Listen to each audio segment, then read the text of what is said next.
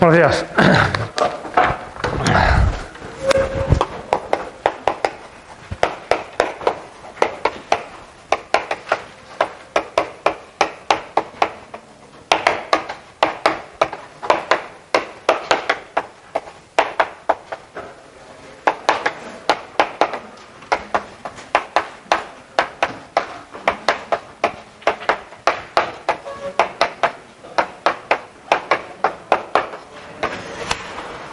Bueno, pues vamos a empezar lo que sería la segunda parte del curso, a pesar de que solamente queden 3 semanas, pero de ahora en adelante vamos a dedicarlo a las ecuaciones en derivadas parciales, aunque vamos a seguir usando ecuaciones diferenciales porque van a ir surgiendo.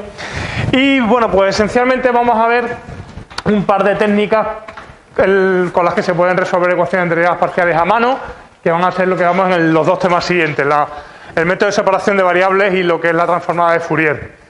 En este tema simplemente voy a hacer un breve vistazo, ¿no? Una panorámica así muy genérica sobre algunas cuestiones muy por encima. O sea, realmente no voy a entrar en profundidad y me voy a saltar lo que es el análisis más o menos detallado de qué son las ecuaciones en derivadas parciales, pero bueno, simplemente pues una pequeña panorámica de qué vamos a tener entre manos, y lo fundamental vendrá en los 2 siguientes capítulos, que son los métodos en los que vamos a poder hacer cosas, ¿no?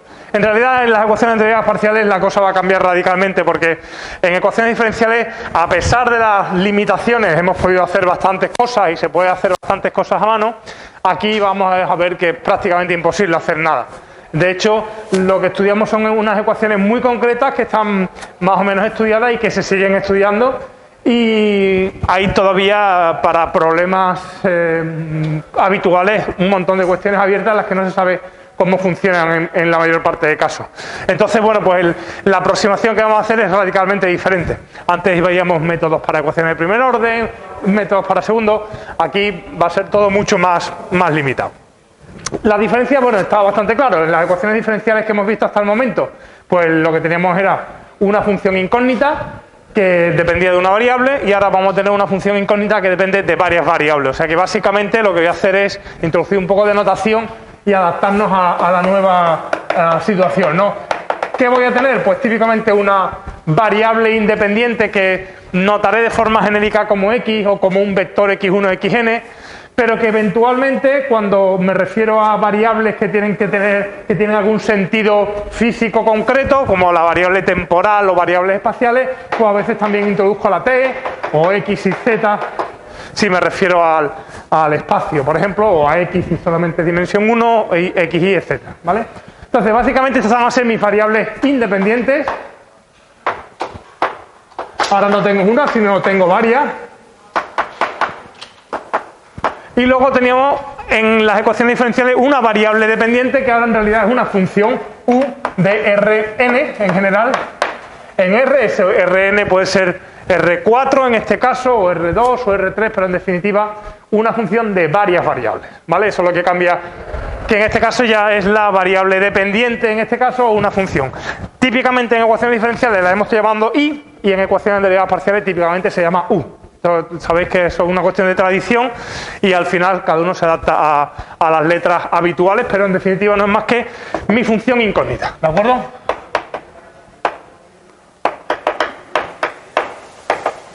¿Y qué pasa en este caso? Si tengo una ecuación diferencial, una ecuación en la que van a aparecer derivadas, pues que esta función u tiene muchas derivadas, pues tiene derivadas con respecto a cada una de sus variables o derivadas de orden superior.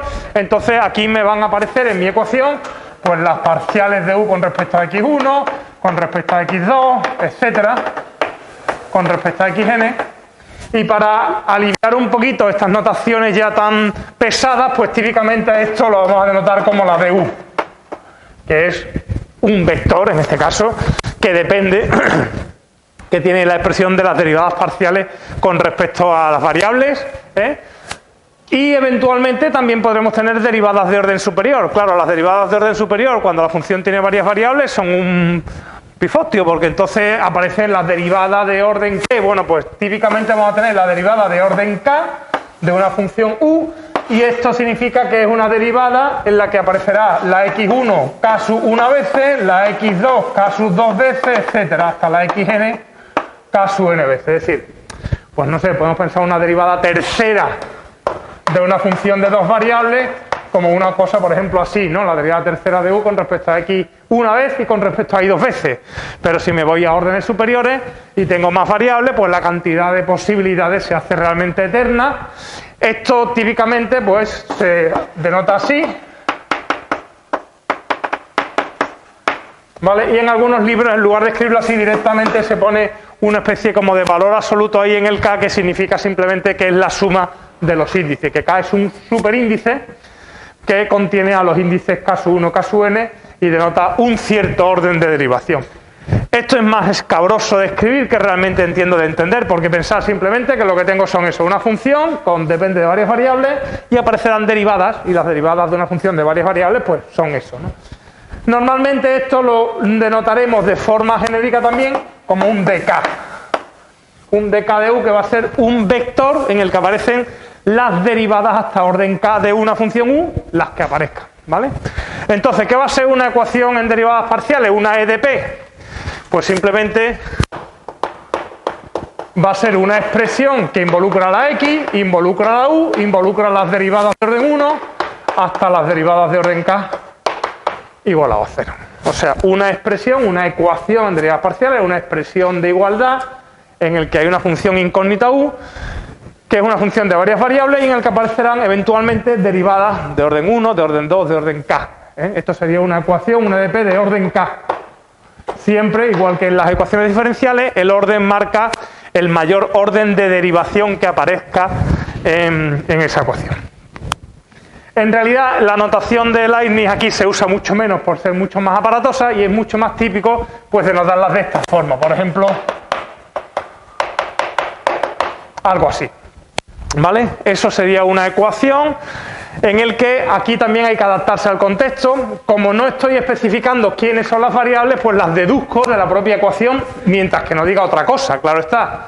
Entonces, en este caso tendría una función de dos variables, en la variable t y en la variable x, estaría apareciendo la derivada primera de u con respecto a t, más u por la derivada segunda de u con respecto a x dos veces, la uxx, ¿vale? Esta es notación mucho más ágil que tenerla que escribir en notación de Leibniz, que siempre es un poco más paliza de escribir y mucho más larga, pero eso sería exactamente lo mismo. Eso sería una ecuación de orden 2, ¿vale? Para una función u, en este caso de dos variables, la t y la x, ¿de acuerdo? ¿Qué nos va a pasar con las ecuaciones en derivadas parciales? Pues que son bastante más raras que las ecuaciones diferenciales. Pensad, por ejemplo, en una ecuación tan sencilla como esta. U sub x de x igual a 0. En este caso, fijaros que estoy marcando que la función tiene dos variables, x e y, porque si pongo u sub x igual a 0 nada más, pues no lo parecería, ¿de acuerdo? O sea, si yo escribo la ecuación esta, a menos que en algún sitio me esté especificando que la u es una función de dos variables, pues de la ecuación no se deduce. Entonces hay veces que hay que ser un poquito más concreto. Cuando no es necesario, pues se escribiría en este formato. ¿Cómo se resuelve una ecuación de ese estilo? U sub x igual a 0. ¿Qué función verifica eso? Pues claro, uno piensa y dice, bueno, pues si tú una función la derivas con respecto a x y vale 0 es porque no puede depender de la x, esencialmente. O sea que esto lo que me dice es que la u es una función que solo depende de la y. ¿Pero cómo? Pues con lo que sea. Cualquier función que solamente la escribamos en y, verifica esa ecuación. Da igual lo que sea phi. Puedo coger cualquier función, la que se ocurra, la más rara o la más simple. Todas las funciones que solo dependen de y son solución de esa ecuación. Fijaros que el salto, digamos, en escala de las EDPs, de las ecuaciones diferenciales ordinarias a las EDP es brutal, porque estamos acostumbrados a que cuando uno resuelve de forma genérica una ecuación diferencial le sale en función de una constante si es de orden 1, de dos constantes si es de orden 2, normalmente, ¿no? Siempre hay excepciones. En este caso no es que dependa de una constante, todas las funciones posibles que uno quiere imaginarse son solución de la ecuación, es decir, el rango de la cantidad de soluciones es inmensa. Es inmensa. Por supuesto que si uno quiere obtener una solución única hay que dar condiciones adicionales, luego veremos de qué tipo, pero esas condiciones deben ser un poquito más amplias que simplemente valores. Aquí tengo que dar algo más porque si no es completamente insuficiente. De tal forma, quizá esto puede parecer raro, pero en el fondo es que pasar de una variable a dos es un salto brutal. Pensar en una función de una variable y pensar en una función de dos variables. Una función de dos variables en realidad es como infinitas funciones de una única variable. Porque si fijáis el i, Ahí me estoy generando para cada i una función. Entonces, para los infinitos valores de i tengo infinitas funciones. O sea que uno cambia parece que de dimensión 1 a dimensión 2 de forma sencilla, pero en realidad es un salto brutal. O sea, que pasas de una función unidimensional a infinitas funciones unidimensionales. ¿Vale? Entonces las ecuaciones de derivadas parciales lo aprecian. No es lo mismo que dependa de una constante a que dependa de funciones, de todas las infinitas funciones que uno quiera poner. ¿Vale?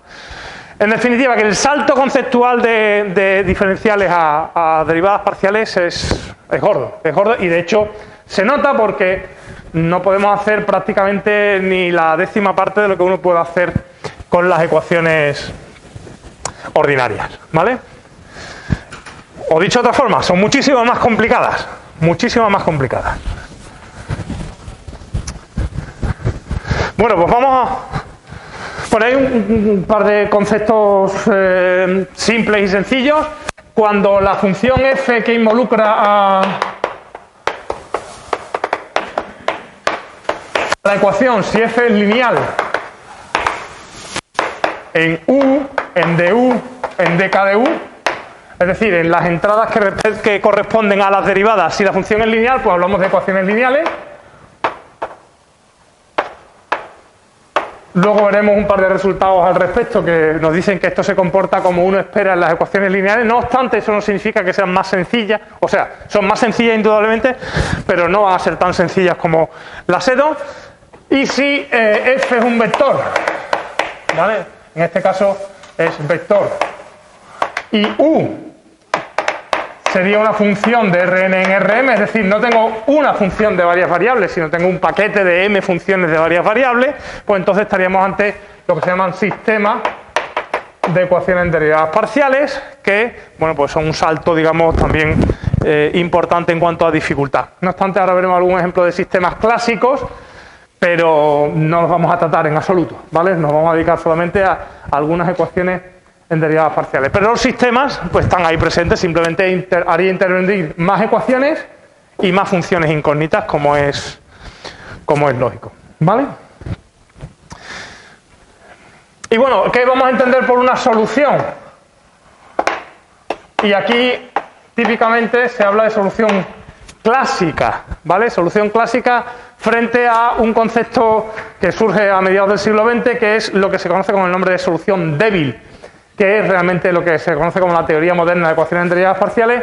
Nosotros no vamos a ver esa teoría moderna, simplemente vamos a ver un poco de teoría clásica en el que se usan algunos métodos para resolver a mano ecuaciones, y entonces lo que buscaremos son soluciones en el sentido clásico, que son soluciones en el sentido, digamos, natural. ¿Qué esperaría uno para poder resolver esta ecuación? Pues obtener una función u, una función derivable hasta el orden k con derivadas continuas. Por supuesto, con derivadas parciales continuas, ¿vale? Es decir, que lo que buscamos para que una función sea solución de una ecuación diferencial es que sea una función que sea derivada, contenga todas las derivadas parciales hasta el orden correspondiente, continua, y que satisfaga la ecuación, claro.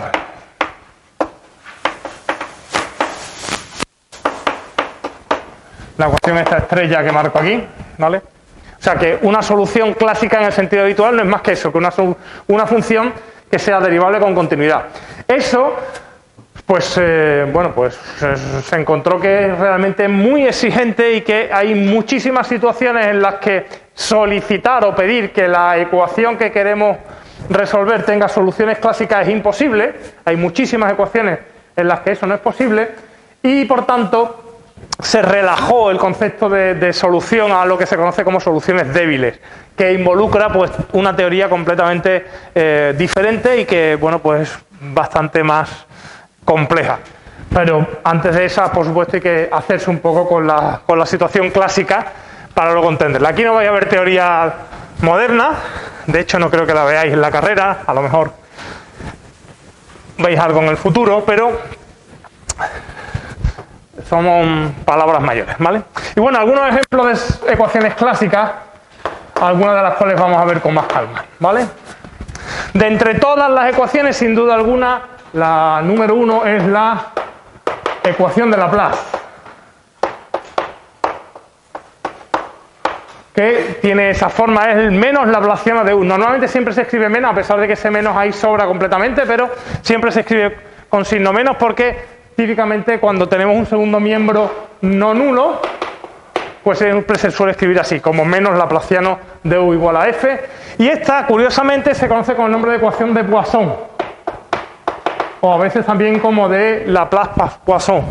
En realidad es la misma ecuación, y si llamáis la ecuación de Laplace a la ecuación de Poisson no pasa nada, pero tradicionalmente siempre se han distinguido esas dos ecuaciones, la de Laplace y la de Poisson, aunque yo hablaré de ecuación de Laplace en todo caso, aunque el segundo miembro no sea nulo, ¿vale? Son básicamente las mismas. ¿Quién es el laplaciano? Os lo recuerdo, el laplaciano de una función de varias variables es la suma de las derivadas segundas puras, ¿vale? De las derivadas segundas puras. Es decir, si yo tengo aquí una función de 3 variables,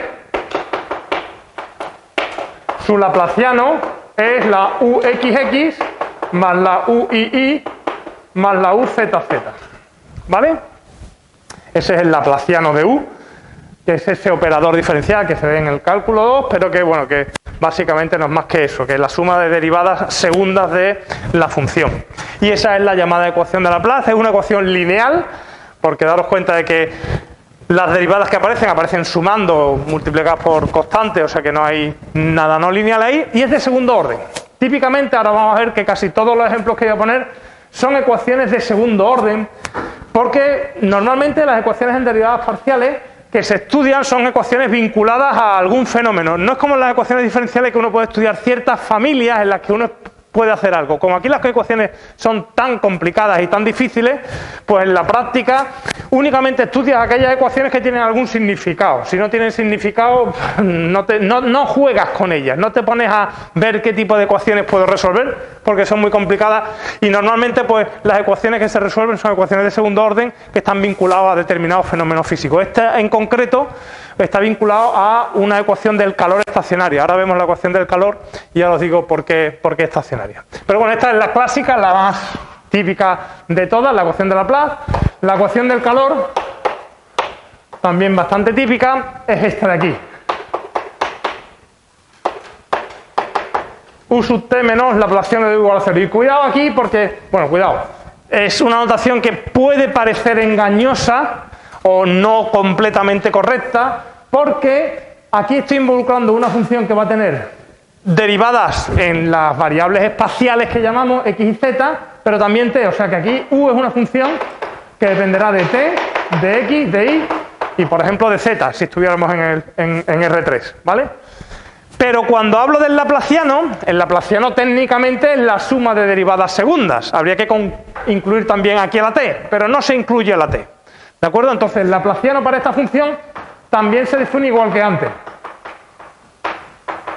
como la suma de las derivadas segundas, pero solo lo que llamamos derivadas espaciales. O sea que en este caso, y esto es muy habitual en todas estas ecuaciones, cuando involucramos una variable temporal, distinguimos entre la variable temporal y las variables espaciales. ¿De acuerdo? Distinguimos entre ambas cosas, por lo que el laplaciano que se considera es el laplaciano, digamos, en X. Siempre se escribe en X. Incluso en algún libro es posible que os encontréis una notación como esa, un laplaciano con X, que significa que el laplaciano lo están considerando solamente en las variables espaciales, que es lo que corresponde a esa ecuación. Esta ecuación modela, básicamente, pues el comportamiento de un objeto sometido, en este caso, sin temperatura, sometido a, no hay una temperatura exterior, simplemente habría que dar otras condiciones para verlo. Si hablamos de esta ecuación, que ya resolveremos, la ut menos vxx, hablamos de la ecuación del calor unidimensional, ¿vale? Esta sería la ecuación del calor 1D. ¿Por qué 1D? Pues porque espacialmente es una única dimensión, hay una x nada más. Pero es una ecuación en derivadas parciales porque hay dos variables. Así que un poco de cuidado cuando se habla de la dimensión de estas ecuaciones, porque puede ser confuso, pero simplemente es por eso, por la separación que hacemos entre la variable temporal y la variable espacial. ¿Eso qué modelaría? Pues modelaría la temperatura de una varilla, un alambre, ¿de acuerdo? Un alambre en el que no le damos calor y habría que ver qué condiciones externas le ponemos para para entender cómo fluye. Cuando el fenómeno del calor se deja correr, digamos, en el tiempo y dejas que se estabilice la temperatura, pues se obtiene lo que se conoce como el fenómeno estacionario. Y claro, en el fenómeno estacionario no hay, digamos, variación de temperatura, entonces desaparece la U sub t y encontramos otra vez la ecuación de Laplace. Por eso se habla de que la ecuación de Laplace es una ecuación del calor estacionaria, ¿vale? Simplemente es el mismo fenómeno, pero sin importarnos, digamos, en la variación de tiempo, así que dejaríamos correr el tiempo hasta que se estabilizara el fenómeno. La tercera de las clásicas es la ecuación de ondas, muy parecida.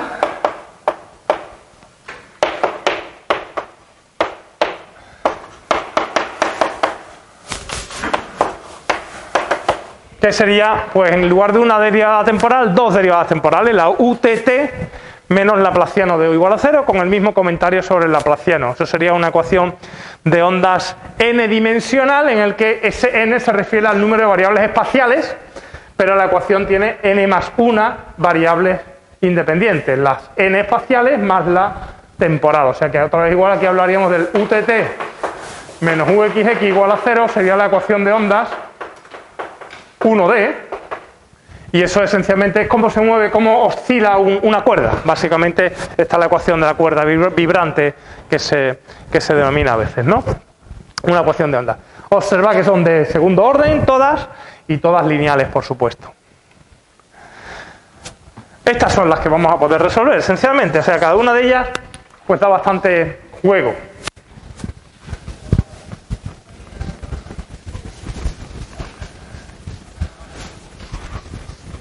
Hay algunas ecuaciones de primer orden importantes y bien conocidas. Una típica es la ecuación del transporte.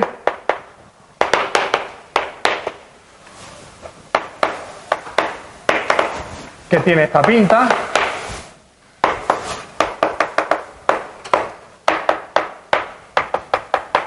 Esta sería la ecuación del transporte n-dimensional, otra vez igual.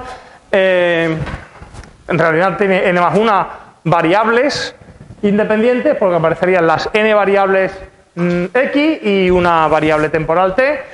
Y esta también es lineal, aquí los BSI serían coeficientes, eventualmente dependientes de las variables espaciales, pero no tiene nada que ver con la U ni con las derivadas.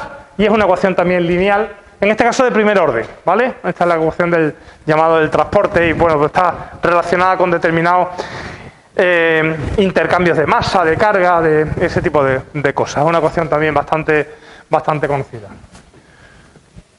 Alguna ecuación así también peculiar, la ecuación de Burger, también bastante conocida, porque es uno de los pocos ejemplos no lineales que se pueden atacar, ¿vale? Esa sería esa de ahí. Esa sería la ecuación de Burger 1D, U sub t más U por UX. Una ecuación de primer orden también, pero en este caso no lineal, ¿vale? Daros cuenta de que hay una multiplicación de U por U sub X y eso ya rompe la linealidad. Para que sea lineal tiene que ser lineal en todas las derivadas, todas las entradas, ¿vale? Y una variante de esta, un poquito más compleja, es la de Korteweg de Vries.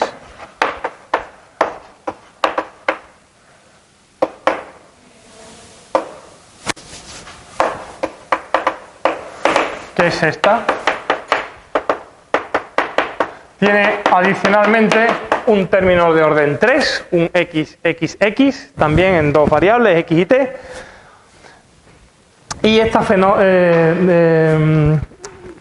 está relacionada con fenómenos de propagación de ondas con grandes longitudes de onda, ¿no? Entonces son ecuaciones no lineales que dan bastante trabajo, son complejas, pero bueno, estas se conocen relativamente bien, son más o menos clásicas, por eso tienen nombre y se tienen más o menos estudiadas y generan fenómenos interesantes en ecuaciones no lineales de lo que se llama bifurcaciones y cosas, bueno, pues bastante curiosas, ¿vale? Y luego hay un par de sistemas que los voy a poner porque son clásicos y seguramente lo habéis visto, que son las ecuaciones de Maxwell, que las ecuaciones de Maxwell del electromagnetismo, en el que aquí hay dos funciones, uno que es el campo eléctrico y otro que es el campo magnético. que son campos vectoriales, es decir, estamos hablando de vectores, o sea que E sería realmente 3 funciones y B otras 3 funciones. Son campos, o sea, vectores, fuerzas, esencialmente, el campo magnético y el campo eléctrico. Y las ecuaciones, pues, son las siguientes. La E sub t, la derivada de E con respecto al tiempo, es el rotacional de B. La B sub t es el menos rotacional de E. ¿Vale? Donde este E sub t y B sub t, daros cuenta de que en realidad no son una ecuación, sino son 3, porque aquí estaríamos hablando de las derivadas con respecto al tiempo de cada una de las componentes del campo, del E sub 1, del E sub 2 y del E sub 3, y aquí lo mismo. O sea que aquí tendríamos 3 derivadas temporales, una para cada componente del campo, y el rotacional, recordad que es un vector, no lo voy a escribir aquí, pero es un vector. Aquí se entiende también el rotacional con respecto a las variables espaciales. O sea que aquí estaríamos hablando de que estas son funciones de x, y, z y t, ¿de acuerdo? X, y, z y t, y entonces el rotacional de B y el rotacional de E serían los vectores rotacional de un campo vectorial de R3. Y entonces, como son 3 componentes, pues cada una está asociada a la derivada temporal del campo. Y luego habría dos ecuaciones adicionales, que son divergencia de B y divergencia de E iguales a 0. Y el operador divergencia es el operador de derivadas. Esto era derivada la B sub 1, o la voy a escribir con respecto a X, más la B sub 2 con respecto a Y, más la B sub 3 con respecto a Z. Recordad que el operador divergencia es un operador que actúa sobre un vector y obtiene eso, las derivadas. La suma de derivada con respecto a la primera variable de la primera componente, con respecto a la segunda variable de la segunda componente, y con respecto a la tercera variable de la tercera componente, también considerando solamente las variables espaciales. Entonces, fijaros que en realidad es un sistema de 8 ecuaciones. ¿Vale? Aquí hay 3 y luego otras 8 ecuaciones para 6 funciones incógnitas de 4 variables. ¿Vale? De 4 variables. Es un sistema complejo, el de las ecuaciones de Maxwell. Y otro de los sistemas también estrellas, más conocidos, el de Navier-Stokes. Se habla de ecuaciones de Navier-Stokes que supuestamente modelan el comportamiento de un fluido.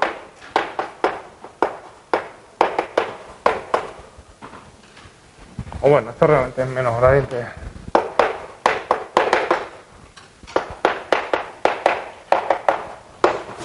Donde aquí, fijaros que la U es un vector, se escribe así, pero se entiende que la U es una función, pues si estamos en R3, pues de 3 componentes, o de 2 si estuviéramos en R2, con una variable temporal.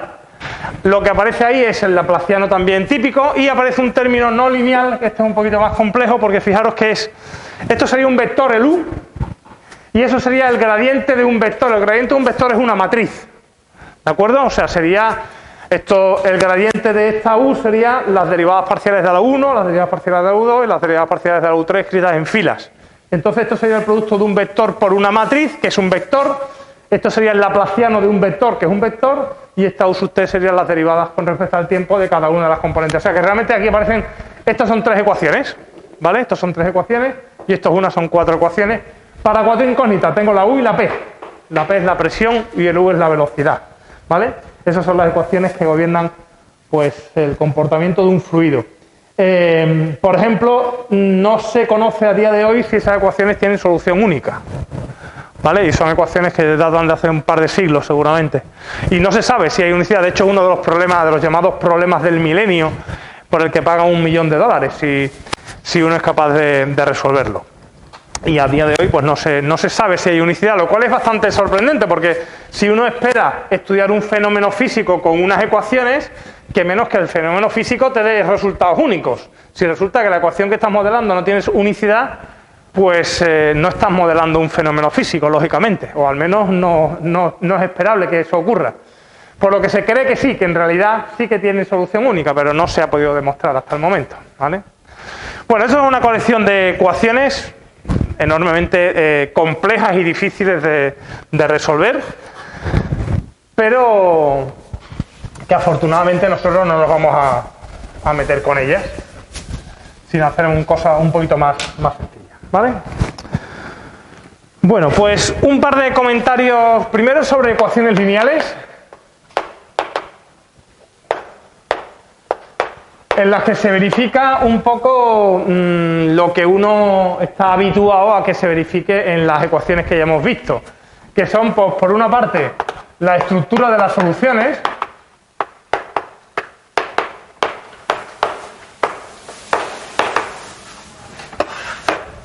típicamente cuando hablamos de ecuaciones lineales así en general, pues vamos a hablar de lo que llamamos operadores lineales.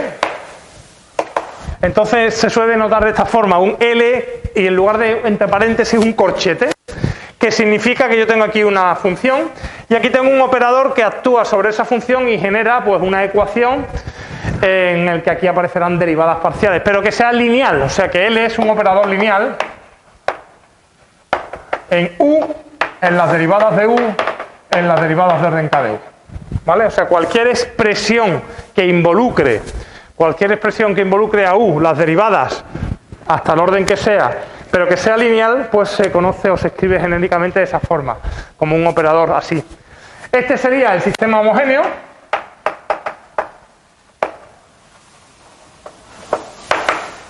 Y lógicamente tendríamos su contrapartida no homogénea.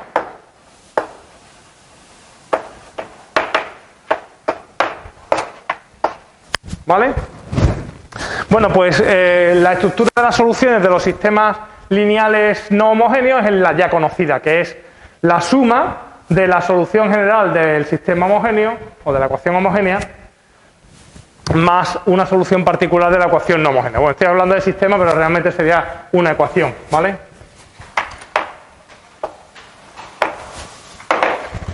Entonces, ¿qué es lo que se tiene? Pues que si U sub H es la solución general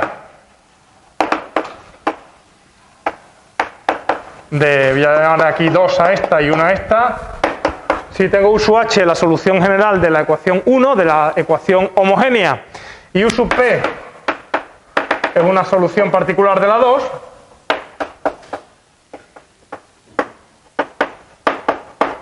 de la ecuación 2, pues entonces la solución general de la 2 es la suma de U sub P más U sub H.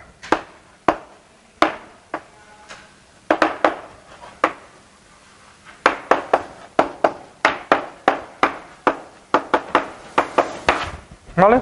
Bueno, lo que ya conocemos sobre ecuaciones diferenciales lineales también se verifica exactamente igual aquí, o sea que no hay variación en ese caso.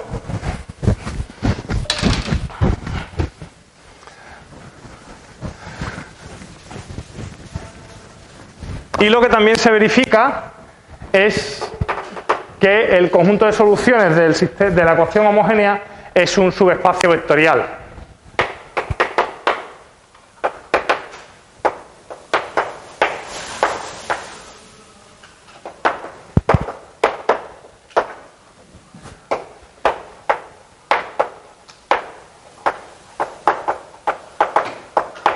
Lo cual significa que si uno coge una combinación lineal de soluciones de la ecuación homogénea, pues eso sigue siendo solución de la ecuación homogénea, ¿vale? O sea que las dos propiedades básicas de la linealidad, pues lógicamente pues también se tienen en este caso. La linealidad genera este tipo de situaciones, y la que no es habitual verla en las ecuaciones diferenciales también se tiene, pero no solemos usarla, sí que se va a usar aquí. En realidad es una consecuencia de estas dos anteriores, es lo que se conoce como el principio de superposición.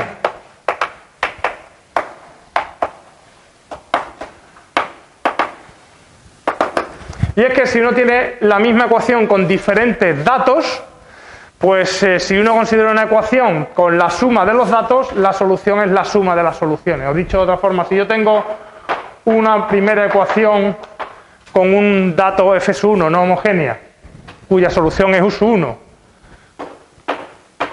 y tengo una segunda ecuación que tiene el mismo operador, es decir, es la misma ecuación, pero en este caso con un dato f sub 2, y lógicamente le voy a llamar u sub 2 a la solución, Pues si uno considera la ecuación con el dato suma, la solución es la suma, ¿eh? De hecho, un poquito más general, si uno considera una ecuación con el dato que sea una combinación lineal de los datos, donde alfa y beta son constantes, pues resulta que la combinación lineal de las soluciones es la solución de esa ecuación. Se llama superposición por eso, porque la suma de soluciones es la solución de un problema en el que lo que tengo es la suma de los datos. Y esto sí que lo vamos a usar porque justamente vamos a resolver problemas descomponiendo a trozos, digamos, usando datos por un sitio, datos por otro y luego sumando para tener un problema completo. Es lo que se conoce como eso, como principio de superposición, y básicamente no es más que usar la linealidad, las dos propiedades anteriores para obtenerla, ¿vale?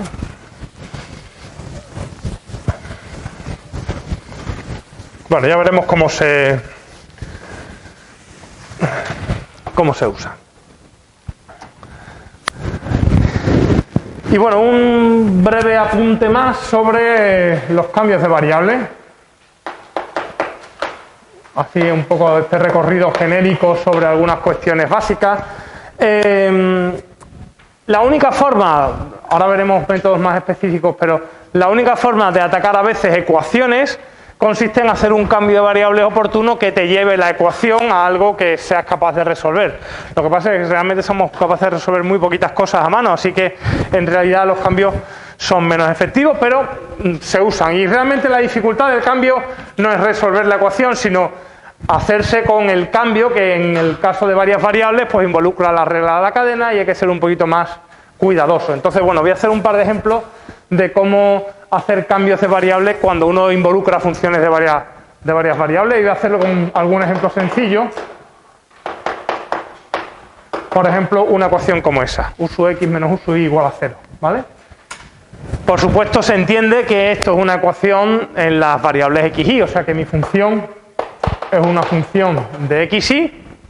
Esa es una ecuación que yo, pues en principio no se sabe muy bien cómo resolver, pero que haciendo un cambio de variables muy sencillito, pues sí que se obtiene. Entonces, el cambio que voy a hacer es el siguiente: voy a cambiar las variables x e y con unas variables s y t, ¿vale? Con esa relación, s va a ser x más y t es igual a x menos y. Este es un cambio muy sencillito que, bueno, pues simplemente es el que se usa porque funciona. Y aquí lo único, insisto, lo único que hay que aprender de esto es simplemente usar la regla de la cadena. Aquí, ¿qué es lo que voy a hacer? Pues en lugar de usar las variables x y, usar las variables s y t, que básicamente son funciones de x y. Por lo tanto, aquí lo que voy a escribir es una función que dependerá de s y de t, que en realidad es la misma, ¿de acuerdo? O sea, la u minúscula y la u mayúscula son la misma función, pero una está escrita en las variables x y otra está escrita en las variables s y t. Y entonces, cuando uno hace derivadas, esto en realidad es u de s de x más y t, perdón, de x más y, de x y t de x. ¿Vale? O sea que tengo una función en unas variables, uso un cambio de variable y lo que tengo es una función en otras variables. Entonces la historia está en cómo calcular las derivadas. Las derivadas, estas que aparecen aquí en la ecuación, son las que me interesa cambiar, en función de las nuevas variables. Y bueno, pues esto es usar la regla de la cadena. ¿Cómo es la derivada de la u minúscula con respecto a x? Bueno, pues si yo lo que tengo es una función u mayúscula en s de x y, en t de x y, recordar cómo funciona la regla de la cadena. Si yo quiero derivar esta u con respecto a la x, tengo que derivar la u con respecto a s y la u con respecto a la t. Es decir, aparecía una suma en la que aparecen todas las derivadas de la función de fuera y luego hay que multiplicar las derivadas de la función de dentro con respecto a x. Es decir, que aquí quedaría la u sub s por la derivada de s con respecto a x más la u sub t por la derivada de t con respecto a x. Eso era la típica regla de la cadena, que es la forma de derivar ahí, ¿vale? ¿Sí? Claro, estas derivadas de s con respecto a x y derivadas de t con respecto a x son muy sencillas porque tengo la expresión directa. Esto es 1 y la derivada de t con respecto a x también vale 1. Por lo tanto, en realidad esto no es más que la us más la ut. La u mayúscula s más la u mayúscula t. Si hago lo mismo con la u sub i minúscula, otra vez igual, la i aparece dentro de unas funciones, pues aparecerá la derivada de la u con respecto a s por la parcial de s con respecto a i más la derivada de u con respecto a t por la parcial de t con respecto a i. Y otra vez igual, como estas dos funciones son muy sencillitas, pues la derivada de t con respecto a x vuelve a ser 1. Perdón, la derivada de s con respecto a i vuelve a ser 1 y la derivada de t con respecto a i, en este caso vale menos 1. ¿Vale? O sea que aquí sale la u sub s menos la u sub t. Y si ahora escribo la ecuación u sub x menos u sub i en términos de las nuevas derivadas, pues aparece u sub s más u sub t menos u sub s menos u sub t, que es simplemente 2 u sub t, y esto era 0. ¿Vale? O sea que me queda una ecuación mucho más sencilla que justo la que resolví antes, la u sub t igual a 0. Cuya solución, si la u sub t es 0, es sencillamente que la u mayúscula no es más que la u de st será una función solo de s. Toda función que se escriba solamente en términos de s, pues será solución de esa ecuación. ¿Vale? Si ahora deshago el cambio, la u minúscula de xy será una función de s, pero s es de x más y. Bueno, pues toda función, la que queráis, que la escribáis en el argumento x más y, es decir, cogéis una función de una variable, yo que sé, x cuadrado, y escribís x más y al cuadrado, esa función es solución de esa EDP. ¿Vale? Cualquier función que cojáis de una única variable, la escribís en las variables x más y automáticamente tenéis una solución de esa ecuación diferencial. O sea que aparecen infinitas soluciones y además parametrizadas, digamos, por una función. ¿Vale? Hago un segundo ejemplo.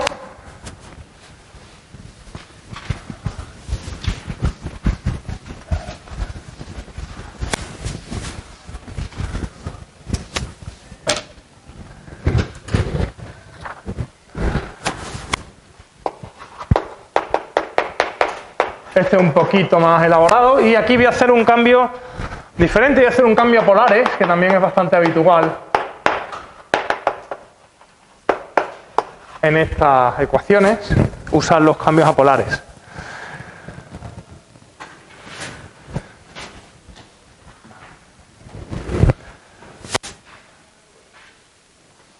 Bueno, pues aquí igual voy a cambiar la u sub x.